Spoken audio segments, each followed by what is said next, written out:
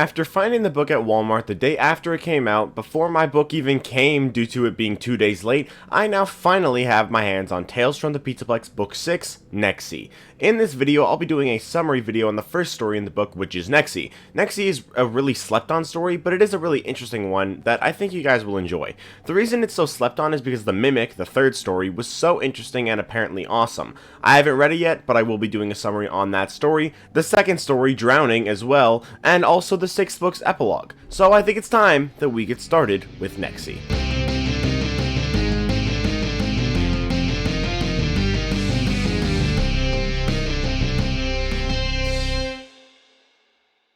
The main character of Nexie is a girl named Astrid, who begins the story at the Buddytronic boutique of Freddy Fazbear's Mega PizzaPlex with her grandpa, or Farfar, which is the Swedish name for grandpa, and what she calls him.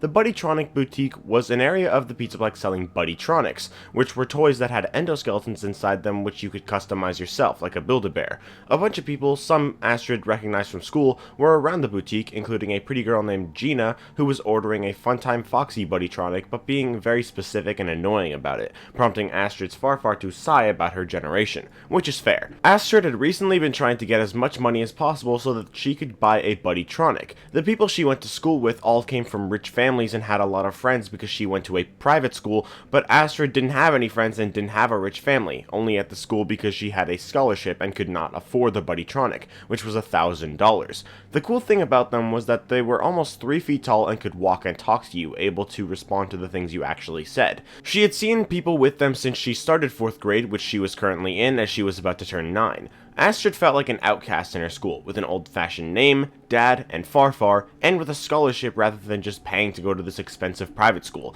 and everyone seemed to think that she was just a weirdo. Her dad was a craftsman and made all of her clothes, and her Farfar often had to take care of her as her dad was away more often than not. Her Farfar believed in old ways and didn't much like modern society, despite Astrid's desire to be part of modern society. Her mom had been beautiful, but she left when she was really young to be a model somewhere across the country. She had blonde hair and blue eyes and a doll-like face, which I immediately noticed is exactly what Nexie looks like on the cover of this book, but Astrid also did look like her mom. Astrid and her Farfar decided to go play games together at the arcade, and then decided to get pizza after. As they walked away from the Buddytronic booth, she thought to herself that she would get a Buddytronic one way or another. We cut to the perspective of a guy named Remy, a guy in Astrid's class who had the richest dad in probably the entire state, and always had to keep up appearances. He was kinda getting bored of his DJ Music Man Buddytronic as well, pushing it aside. Remy, unlike everyone else, actually really liked Astrid. He thought she was the prettiest girl in school, and he thought her old-timey clothes were kinda cool. He thought that she was like a princess, and unbeknownst to everyone else, he wanted to be her prince. But since he had to keep up appearances, no one could know that he liked the class weirdo. Astrid was really smart and confident, factors some people didn't like her for, but that Remy did. Astrid had been presenting a story to the class, and everyone was being really mean to her, but she didn't falter in her words or emotions, and the teacher got mad at the class for being rude. When she finished the story, the teacher told her well done, but the class booed her. Remy reluctantly joined in just to keep up appearances, but he felt really bad about it. We switch back over to Astrid. She had been working all month, since she saw Gina get her Buddytronic, to get enough money to buy one for herself. But she didn't do big enough chores and didn't have enough hours in the day to make that much money. Her birthday was coming up and she told her dad and Farfar that she wanted money instead of gifts, but made sure to tell them that whatever they got for her would be great, as she could tell that they already got her something. She did still want to get money for her birthday though, so she wrote letters to her aunts and uncles telling them she kinda wanted to learn more about money and get more money for a school project and stuff, which was kind of a lie but not a huge one. Unfortunately, most of them just got her handmade things, and her dad and Farfar had gotten her a desk, but some aunts from her mom's side of the family gave her some $100 bills. However, Astrid was still $120 short, so when she was blowing out the candles on her cake for her birthday, she began to cry. Farfar, to Astrid's surprise, had been able to work out that she was saving up for a Buddytronic, and asked how much she had saved. She told him she just needed $120 more, and he said that he could pay for what was left, and they went to the PizzaPlex to get her a Buddytronic right now. However, when they were there, lights all around the PizzaPlex, including from the storyteller's tree, had been flickering, and employees all around had been rushing around. Something something weird was happening. They tried to avoid all the chaos, but when they got to the Buddytronics booth, the employees told them that they'd probably be closing. However, Farfar was able to explain that it was Astrid's birthday and that she just wanted a Buddytronic for her birthday, and that Karen and Vince, the employees he was talking to, didn't want to ruin this little girl's birthday, so they let her in. Astrid described the Buddytronic exactly like she wanted it. She designed it to look just like her mother. When she saw what the end result would be, she thought it was beautiful, super excited, and decided to call it Lexi. Karen began creating it, but the system was glitched, causing the Buddytronic produced to look really messed up. Farfar understandably refused to pay for it, and Karen reassured him that she wouldn't make him do that. Astrid had to will herself not to cry. All the parts she wanted were there, but they were placed around in really awful ways. Misplaced, including the hair, nose, eyes, proportions, everything. Astrid was devastated. Farfar tells Astrid that they should go as that's not what she asked for, but she stays still. Farfar becomes a Karen when he's talking to Karen. Meanwhile, Astrid thinks about her mom. Her mom had been pretty, but she left her. The way that something looked didn't dictate whether it was good or bad. Astrid seemed to have been an accident, yet she didn't deserve to be left behind, so she figured this doll didn't either. She told them that she would take it, as tears rolled down her face. Farfar asked if the glitch carried into her programming or only her design. They tested her out, and despite the machine messing up her name, Lexi now being Nexie, Astrid immediately felt a connection with her. She could talk, and although she didn't really sound like a girl, she was one. Just don't let Twitter find out about that, otherwise they'll cancel the story for assuming, but that's besides the point. She could walk too, and Astrid thought that she was perfect. She didn't even care that people were staring as she and Farfar left the PizzaPlex with her brand new doll, Nexie. So, let's just think about what just happened. This part of the story seems to be taking place around the same time as the storyteller, since the storyteller's tree is here, and the wires and everything are glitching, implying that this takes place probably after the storyteller and probably after Edwin and Mr. Burrows are dead, and possibly even found already, leading to a cascade of agony affecting the Glitchtrap virus that's being carried throughout the PizzaPlex.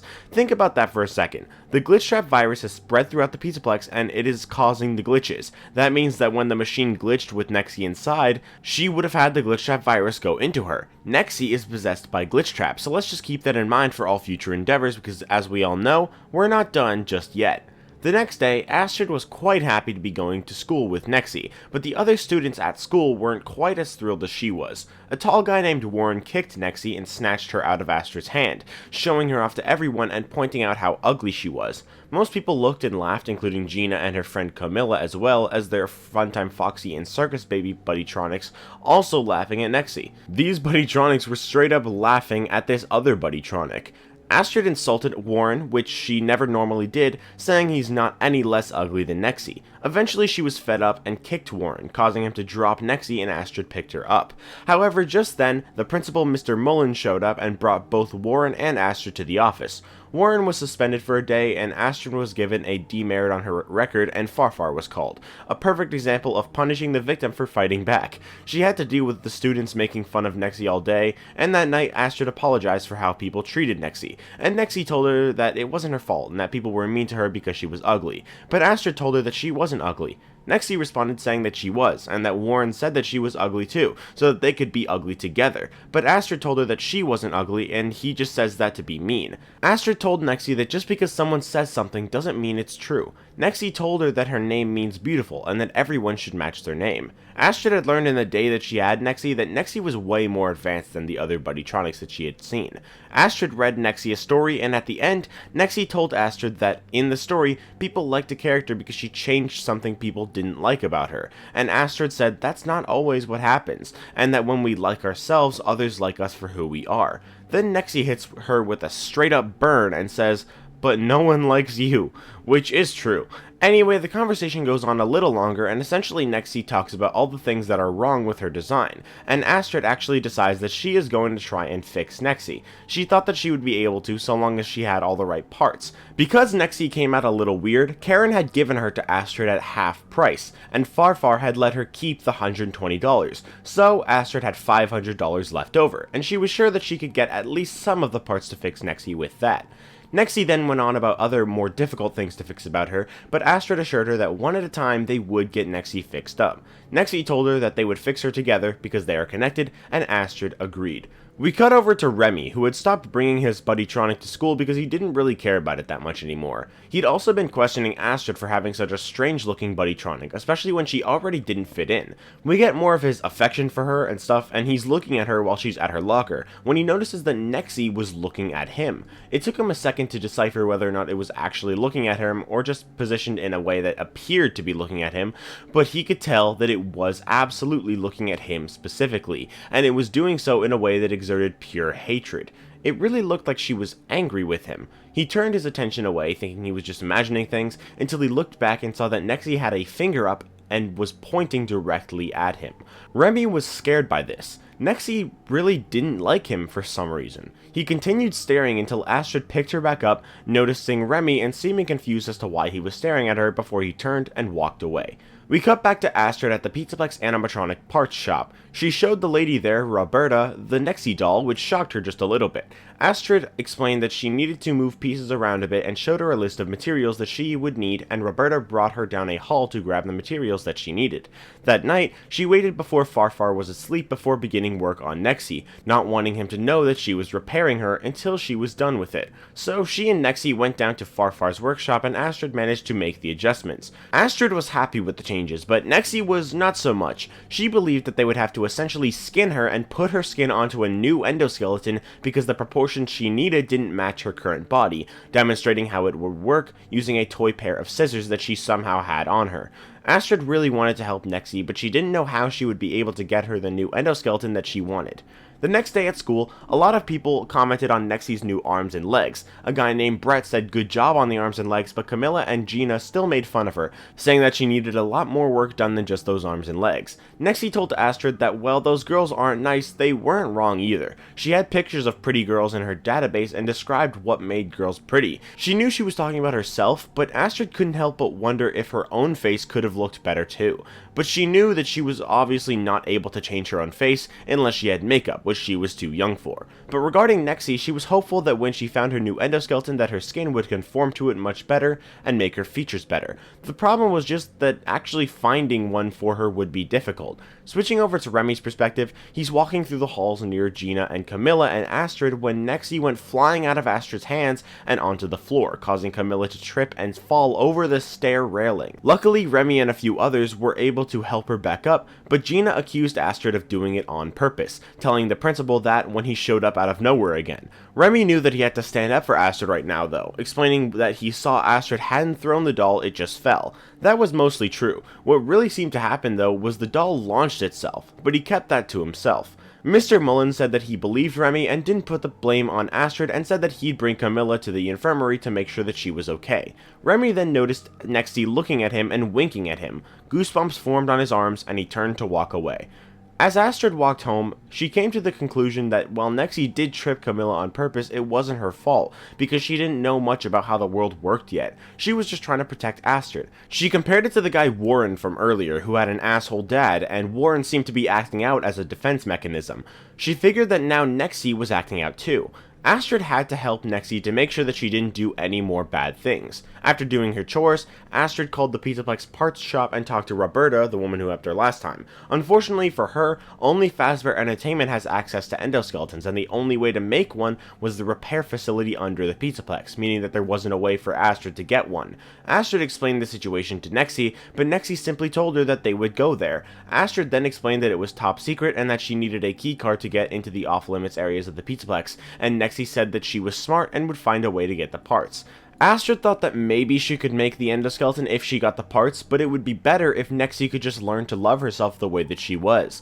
They have a nice conversation where Astrid explains that different things are beautiful to different people, and that to Astrid, Nexie is beautiful. Nexie seems to agree, and then Farfar knocks on her door with a surprise. A brand new buddytronic, one that looked exactly like the one that Astrid had originally wanted.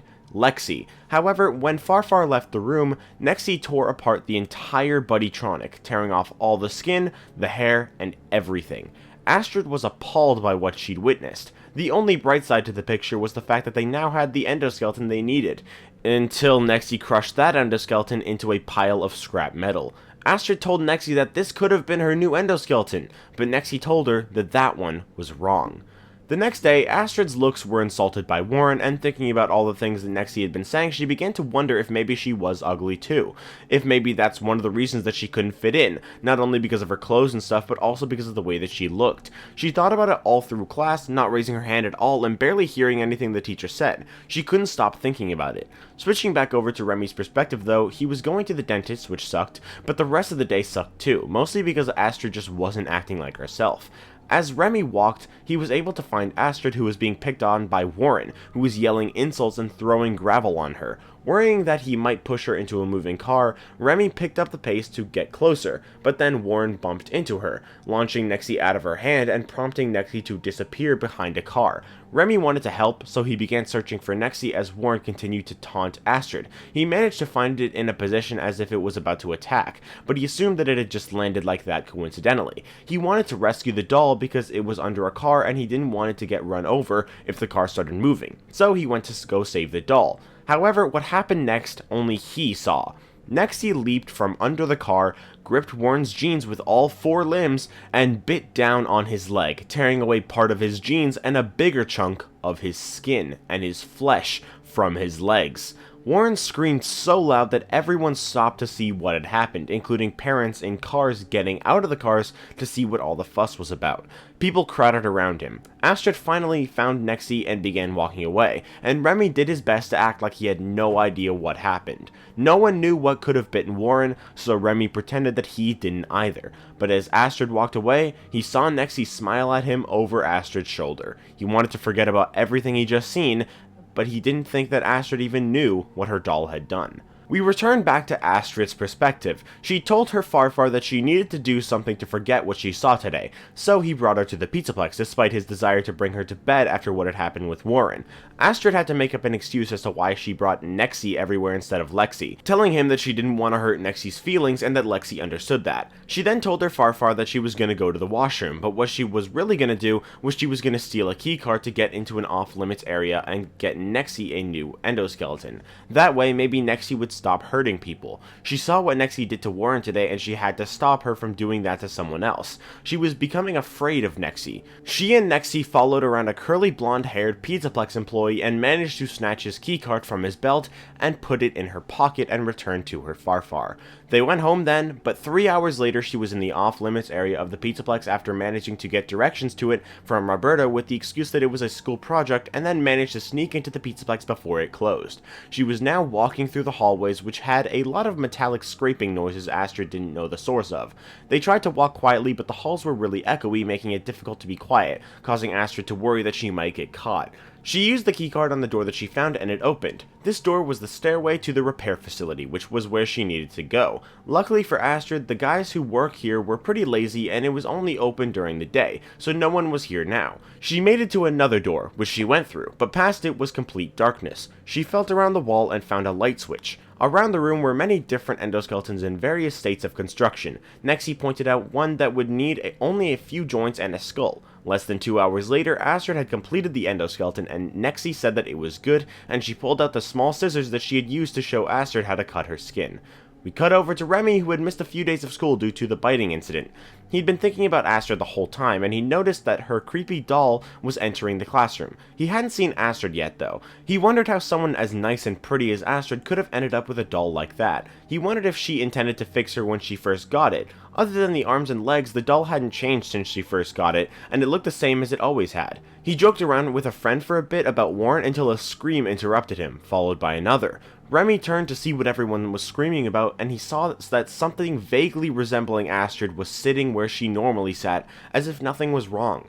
But everything was wrong with it. Her skin had been cut apart and elongated over a taller and broader body than her own. The skin was almost translucent, sewn together with black stitches, and it was essentially white with dry blood crusting the seams connecting the pieces of torn skin. Her hair was flattened on her head. It was horrifying. Remy stared at the horrific recreation of the girl that he liked as it hugged the slightly less terrifying doll and said, "Perfect now." And that's the end of Nexie, a story that I think was pretty interesting. It was a little bit boring at times, and it kind of reminded me of Sergio's Lucky Day, especially with the ending, but I think it was better than Sergio's Lucky Day. Because, I mean, I don't really like Sergio's Lucky Day in general, so that's not really saying much, but I did like it more than it. I found it really interesting how Nexie was actually talking about Astrid the whole time, and having that twist happen at the end, almost like a slightly altered Deus Ex Machina. I like the lore with the story, and its connection to the storyteller's tree, and the Glitchtrap virus, and all that stuff. It was all pretty interesting, and I hope you all liked it as much as I did. The story itself could have been better, but it also could have been worse, so I'm curious to know your thoughts on the story. But if you did enjoy the video, make sure to leave a like and subscribe if you want to, and stay tuned for the upcoming summaries. The next summary will of course be on Drowning, the second story of the book, and that one is quite interesting, so I'll see you all with that summary. Bye guys!